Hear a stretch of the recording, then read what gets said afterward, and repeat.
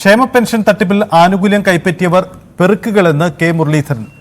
അത് നൽകിയവരുടെ പ്രവൃത്തിയും മോശമാണ്. രാഷ്ട്രീയം നോക്കാതെ കർശന നടപടി ഇക്കാര്യത്തിൽ സ്വീകരിക്കണമെന്നും മുരളീധരൻ ആവശ്യപ്പെട്ടു. ഈ കൈയിട്ട് വാരുന്നവനും നാടൻ ഭാഷയിൽ പറഞ്ഞ വെറും പെറുക്കികളാണ്. അവർക്ക് കൊടുക്കുന്നവരും അതിലേറെ കഷ്ടമാണ്. അത് ശക്തമായിട്ടുള്ള നടപടി സ്വീകരിക്കണം.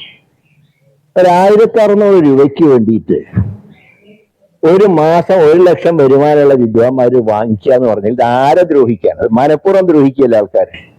എന്തോ ആർക്കും കാശ് കിട്ടരുത് എന്നുള്ള വാശിയിൽ ഒന്നാമത് ഇത് തന്നെ കിട്ടുന്നില്ല അവരേക്ക്. ക്ഷേമ പെൻഷൻ തന്നെ 6 മാസത്തെ കുടിശ്ശിക ഇപ്പൊ 2 മാസത്തെ ഇലക്ഷൻ വന്നപ്പോ കൊടുത്താണ്. ബാക്കി ഒന്നും കിട്ടുന്ന അറിയില്ല. അതുപോലും മര്യാദയ്ക്ക് കൊടുക്കുന്നില്ല എന്ന് പറഞ്ഞാൽ ഇത് എവിടെ എത്തി നിൽക്കുന്ന കാര്യം?